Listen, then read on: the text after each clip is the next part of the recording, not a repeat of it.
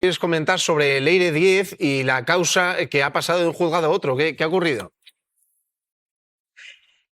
Bueno, lo que ha ocurrido es que el juez Samarriego, que es el juez natural, predeterminado por ley, es predeterminado por ley, quiere decir que es el juez que corresponde en su día por turno, en la audiencia de Madrid, se ha rendido al juez Pedraz. El juez Pedraz, titular del juzgado de la Audiencia Nacional, que también está investigando después de Samarriego a Leire Díez, pues le ha intimado, le ha dado un ultimátum de que si en la primera semana de septiembre no le entregaba la causa, es decir, no se inhibía a favor suyo, a favor de la Audiencia Nacional, pues iba a plantear un conflicto de competencias en el Tribunal Supremo. Como diciendo, el Tribunal Supremo me va a dar la razón, porque el Tribunal Supremo, en fin, está haciendo lo que es necesario hacer contra el PSOE. Este un poco es el mensaje de Pedraz.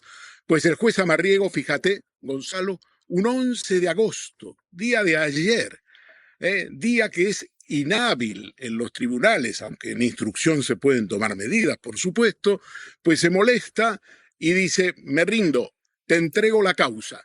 ¿Esto qué quiere decir, Gonzalo? Que el PSOE, que ya está preimputado, según mi opinión, en el caso de Leire, en el sentido de que se le ha otorgado poderes a la UCO para investigar ciertas cuentas bancarias del Partido Socialista Obrero Español, digo yo, preimputado, va directamente a la imputación. Por eso necesitaba Pedraz toda la causa. No podía, digamos, emitir una imputación con la mitad de la causa. Ahora la tiene toda. Agárrate, 1 de septiembre, imputan al PSOE por el caso Leire y por los pagos en metálico, que es una causa que está secreta. O sea, que tú crees que el inicio de la temporada nos va a sorprender con el Partido Socialista como imputado en la causa de Leire Díez. Creo no, sé que va a ser así, pero además el hecho de que en un 11 de agosto Samarriego, que ha tenido que someterse a presiones importantísimas de la UCO, del juez Pedraz, que le ha dado un ultimátum que si la primera semana de septiembre no le entregaba la causa, planteaba un conflicto de competencias en el Tribunal Supremo, es algo inaudito. Se puede plantear un conflicto de competencias, pero no hacerlo a través de un ultimátum revela la urgencia en la guerra sucia contra el PSOE. Y la guerra sucia contra el PSOE de la Fiscalía de Luzón y de parte del Tribunal Supremo pasa ahora por imputar al Partido Socialista Obrero Español en los pagos en metálicos, causa secreta, y en el caso de Leire Díez. Pues anticipas un otoño cargadito de noticias. ¿Tú, Ernesto, sigues sosteniendo que hay una especie de golpe que emana de la justicia para acabar con este gobierno?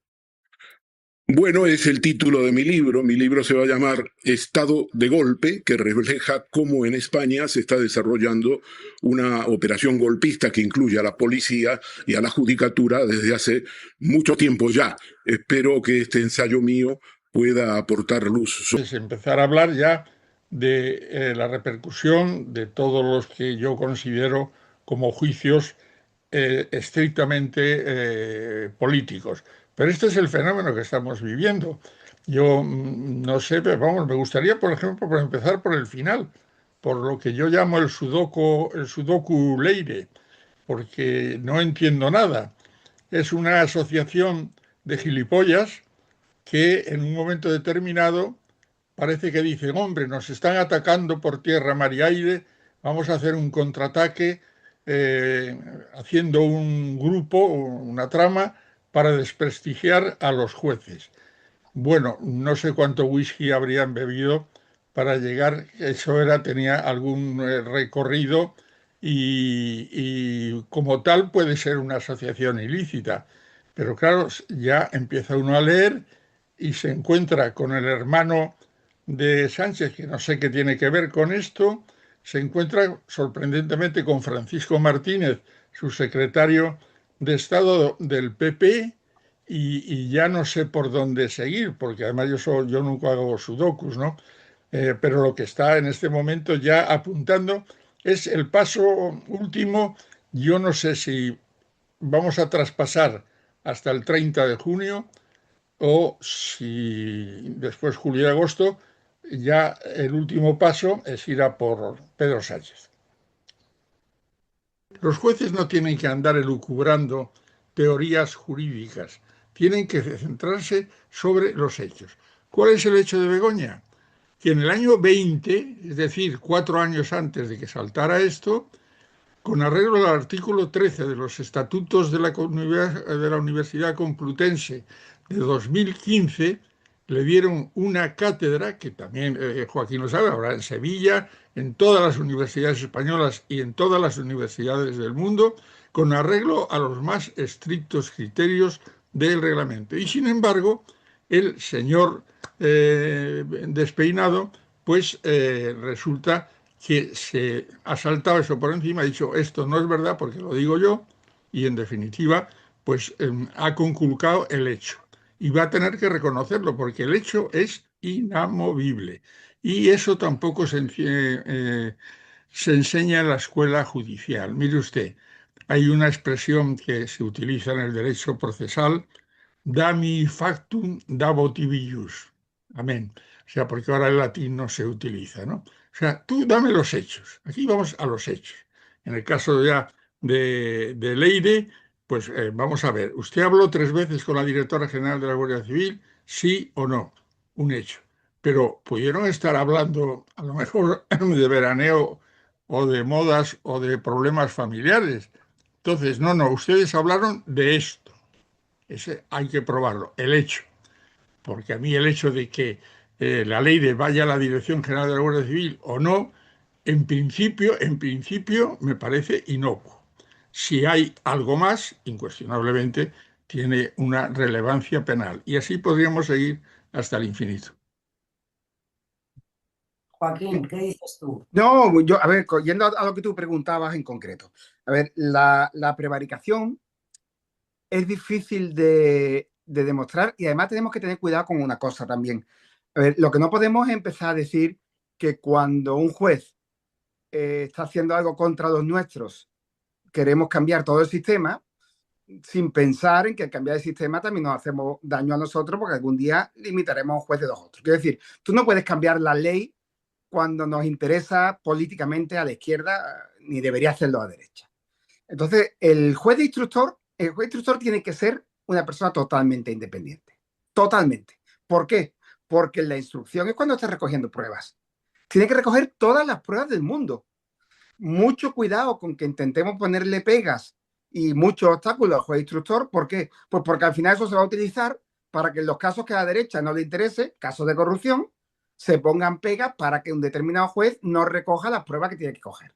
Luego vamos a intentar entender para qué existen las instituciones. El juez instructor es independiente, sí. ¿Por qué? Porque cualquier obstáculo político que le queramos poner nosotros ahora, porque no queremos que recoja pruebas o que alargue, va a utilizarse contra nosotros. Ahora bien, se pueden poner, tiene que haber un marco. La instrucción tiene que durar un tiempo, las decisiones tienen que ser revisables y al final, cuidado, lo que haga el juez instructor no va a misa. El juez instructor recoge y monta un sumario y ese sumario después tendrá que haber un tribunal que decida si es suficiente o no es suficiente. Luego, lo que está haciendo Peinado, con toda mi discrepancia con él, es recoger pruebas. A mí me da mucho miedo que porque tenemos un juez concreto, instructor, que se está saltando, que está utilizando, está abusando del poder omnímodo que tienen los jueces e instructores, vayamos ahora a sacar, a decir, vamos a ponerle pega, vamos a inventarnos algo para frenar a este tipo y eso al final se utilice para frenar a los jueces de verdad que están investigando casos de verdad. Eso por un lado. Por otro lado, cuidado con la prevaricación. Yo creo, y lo digo aquí públicamente, sabiendo que esto se va a difundir y que está grabado, yo creo que el juez Peinado ha tomado muchas decisiones injustas, pero no tengo 100% claro que las haya tomado a sabiendas. Prevaricar no es equivocarse. Prevaricar es deliberadamente y sabiendo que lo que está haciendo es irregular, hacerlo. Yo creo que el problema, volviendo otra vez a lo de antes, tiene que ver con la falta de imparcialidad. Yo quiero pensar que en el fondo el juez Peinado piensa que lo que está haciendo es legal. Y yo creo que el juez Peinado llega a su casa y a su pareja, a quien sea, le dice, he hecho lo que tenía que hacer. Yo no creo que diga, los he engañado, me he saltado la ley, ni siquiera en privado. Prevaricación quiere decir que tú te saltas la ley y que tú sabes que te estás saltando la ley. Yo tengo la impresión de que no. En todo caso, ¿por qué hay tan pocos jueces condenados por prevaricación? Pues porque es muy difícil demostrar la prevaricación. Fíjese, la prevaricación quiere decir que demuestres que lo ha hecho mal y que él en su cabeza sabía que lo estaba haciendo mal. ¿Cómo se cubren los jueces? Con una cosa que ellos llaman vestir el santo. Y es que cualquier jurista, y aquí hay unos cuantos en la sala, sabe que tú puedes argumentar, por eso existen los abogados, si no, no existirían. Tú puedes argumentar jurídicamente una cosa y la contraria. El derecho es un modo de argumentar que permite una postura y la otra. Entonces, cualquier juez sabe tomar una decisión y vestirla con una interpretación de la ley, que nos puede parecer a los que estamos aquí disparatada o poco acertada, pero sigue siendo una interpretación de la ley. No podemos castigar a alguien por interpretar la ley, sino por salirse de la ley. Entonces, la prevaricación sigue siendo difícil. Yo creo que hay casos evidentes. ¿En qué casos en España se está condenando por prevaricación? Cuando hay muchas pruebas. El problema es la prueba. Fíjese qué pasó con Vicky Rosell. Pues Vicky Rosell, fijaros, el problema de Vicky Rosell no es lo que hizo el juez, o el problema, el kit de la cuestión. El kit de la cuestión está en que el juez fue tan estúpido, tan torpe, que a un empresario al que estaba investigando lo recibió en su despacho y le contó, mira, vamos a montar un caso para hundir a Vicky Rosell. Y el empresario estaba grabando. Y tenemos una grabación. Entonces, en el caso de Vicky Rosell, tenemos una grabación donde un juez dice, voy a hundirle la carrera a esta señora. Por eso se pudo condenar. Pero esa prueba no se tiene normalmente. El juez que prevarica, el juez que toma una decisión injusta, lo viste de algo jurídico y no fácil de demostrar. Yo por terminar, respondiendo a tu pregunta, ¿por qué hay tan pocos casos? Pues porque también, al mismo tiempo, igual que queremos limitar a los jueces, también tenemos que mantener las garantías de la independencia. Entonces, es muy difícil ese equilibrio entre una justicia independiente, una justicia que no esté al pairo de la política y los casos de los jueces corruptos. ¿Cómo se evita esto? Con mejor educación, evitando los sesgos. El juez hay que evitar que delinca de antes. Una vez que ha delinquido en este tipo de delincuencia en la que puede justificarse, es muy difícil controlarlo. Lo que tenemos que hacer es tener buenos jueces, porque es muy difícil después poner controles a posteriori que no acaben con su función. La impunidad. Alido, Eso es la perdón un impunidad. momentito. Para mí, el principal problema de la justicia, y eso yo creo que, bueno, que es así, es la falta de imparcialidad. Quiero decir, yo tengo la impresión que los jueces españoles no son capaces de ser imparciales. No han aprendido a ser imparciales, no han estudiado a ser imparciales. Y imparcial quiere decir todas esas cosas que está contando Irma. Quiero decir, si tú tienes un sesgo en contra de los gitanos, pues igual eso justifica porque cuando un gitano declara, el juez no se plantea ningún tipo de nada y en los asuntos que no tienen relevancia dice, tú eres gitano, pues al talego, porque no me creo lo que tú dices, seguro que eres un ladrón. O si tienen un sesgo en contra, bueno, de las mujeres, pues si los jueces son machistas porque no son conscientes de que lo son y están todos los días diciendo, no necesitamos formación de género porque ya lo sé. Y un minuto después dicen todos los jueces, no existe la violencia de género. Yo estoy en muchos foros, comparto mucho espacio con jueces. Os digo, el 90% de los jueces españoles dicen que no existe la violencia de género. La violencia no tiene género. Claro, entonces, eso son sesgos ideológicos. Y Irma comentó una cosa antes que yo no sé si os habéis fijado y para mí es muy importante. Ella decía, hay jueces que son de ultraderecha, que son del Opus y son muy buenos jueces. Y eso es verdad. Porque el problema que tenemos, y yo creo que no me canso de repetirlo, el problema no es que tengamos jueces fachas. El problema es que tenemos sentencias fachas. Es que no es lo mismo.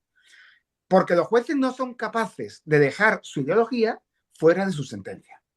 A mí que un juez sea facha como si le gusta el judo o como si le gusta hacer un barco con palillo de dientes, no me preocupa.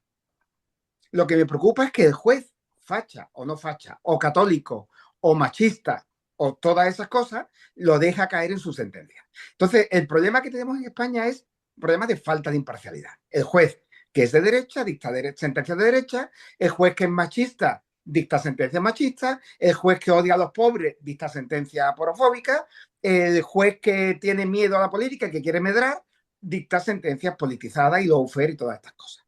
Pero es mucho más extenso que el lawfare. El lawfare es lo que sale en los periódicos porque es lo que le interesa a los partidos, pero el problema va mucho más allá. Ahora bien, ¿de dónde viene el problema de la falta de imparcialidad? Porque si hacemos el diagnóstico de que ese es el problema, tenemos que ir a ver cuál es el origen y a partir de ahí hay soluciones. Yo creo que el problema es doble.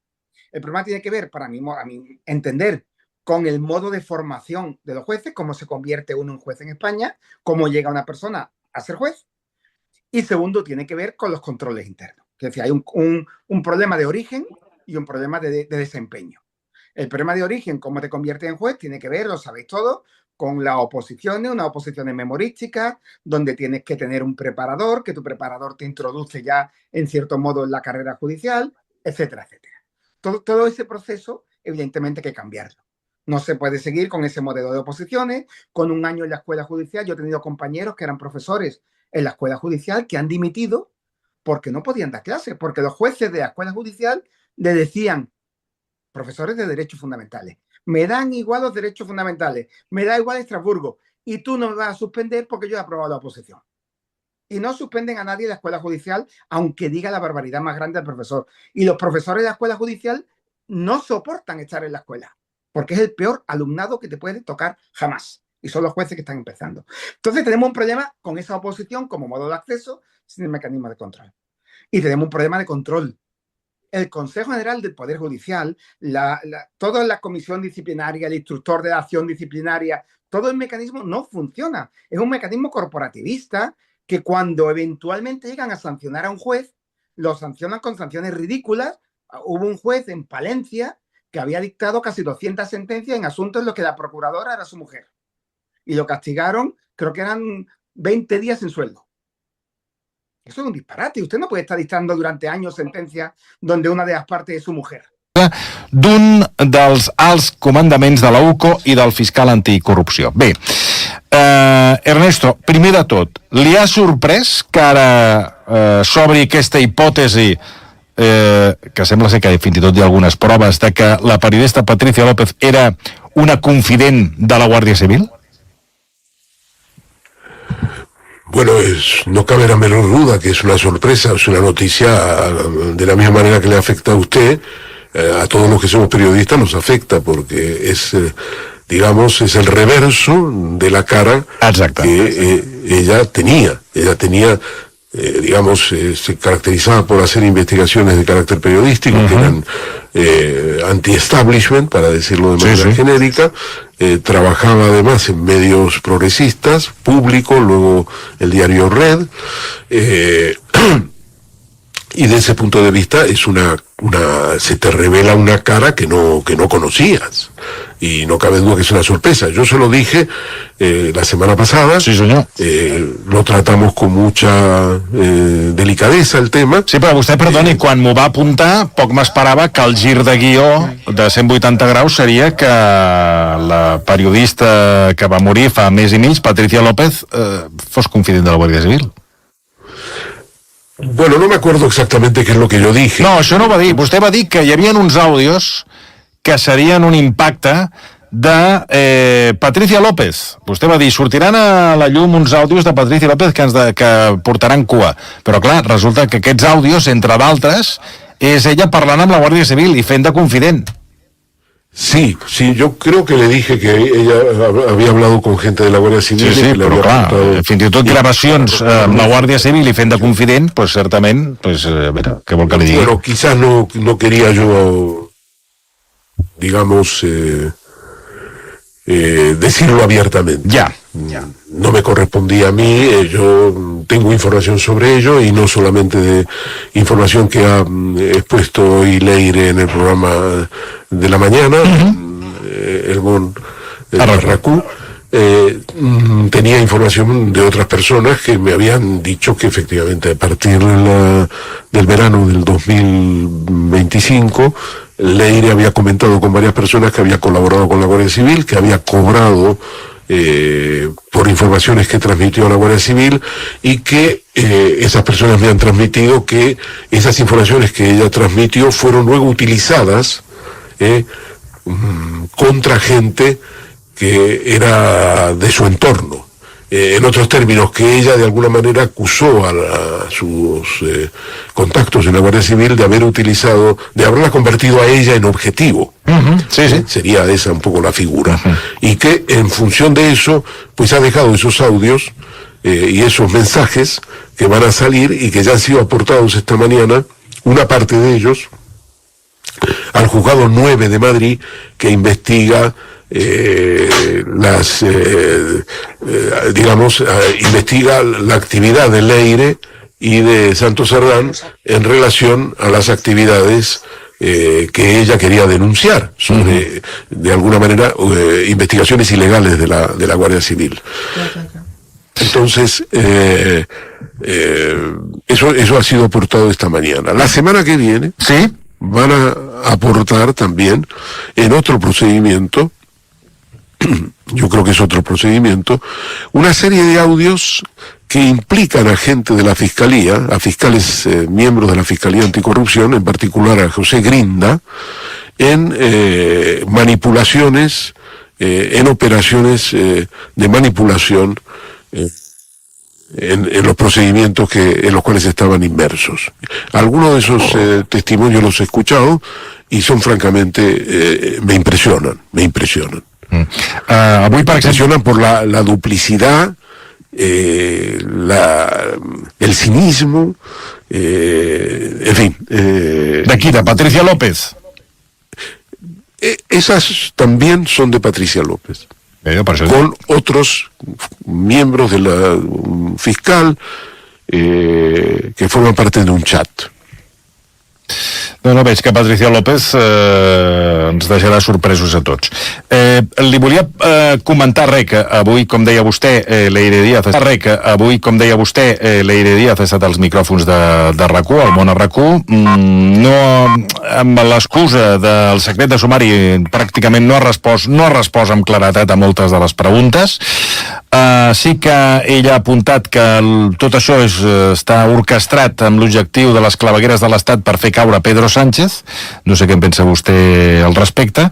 I sí que Leire Díaz ha reconegut reunions amb l'exsecretari d'Organització del PSOE, Santos Cerdán, però també ha reconegut que l'exsecretari general de Presidència, Antonio Hernando, també havia admès que s'hi havia reunit a Ferrat. No sé si això demostraria que hi havia un nivell de coordinació de més o menys abast entre Díaz i l'estructura, podríem dir, orgànica del Partit Socialista Obrer Espanyol, o són apunts o són possibles fils a desenvolupar i a investigar en un futur. Bueno, lo que tenemos nuevo también es la declaración de Santos Cerdán en este procedimiento ante el juez Amarriego y también de Antonio Hernando. Santos Cerdán lo que dice es que se reunió 2 veces, reconoce 2 reuniones con Leire Díaz y con otra persona que también ha sido una víctima del caso Villarejo, que es el empresario, el experto en temas informáticos y que se llama no pateixi, ja li vindrà. Javier Pérez Dolcet. Doncs miri, ja el té. Entonces, Santos ha admitido 2 reuniones que tomaron nota de lo que ellos aportaron. Ellos aportaron información sobre la famosa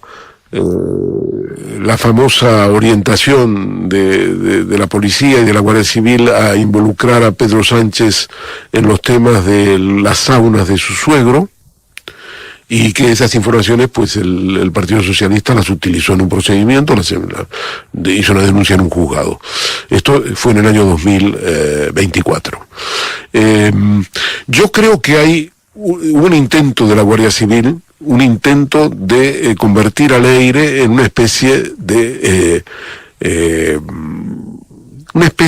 digamos, de actividad, digamos, parapolítica, parapolicial, en una especie de cloaca del Partido Socialista. Creo que esa es la intención política, de presentarla de esa manera, ¿no? Y que la realidad no es esa. Yo creo que ellos se han topado con una persona que en este caso Leire, que ha intentado denunciar estas cosas y entonces la han atacado. Y ahora no solo la han atacado, sino que además lo que hacen es imputarla delitos que yo creo que no tienen ningún fundamento. Ese es el otro procedimiento que hay en curso. Es decir, a mí me da la impresión de que ellos han visto en Leire Díez una mosca cojonera que sabía cosas de la Guardia Civil, que sabía cosas de la policía, que en sus contactos con Patricia López había obtenido mucha información y que era una persona que había que tratar de dejar fuera de circulación. I de moment, Ernesto, ho han aconseguit. Lo han conseguido, pero ella ha reaccionado ahora. Veremos a ver lo que da. Usted dice, ella no reveló en el Mont Arracú la información no por el secreto del sumario, sino porque ella no había presentado todavía esas pruebas, que las presentaron hoy. Hoy las han presentado. No hay secreto sumarial. Tony, eso se reparte inmediatamente a todos los que están personados, que son 9, y lo sabremos enseguida, no se preocupe. Doncs estarem al cap.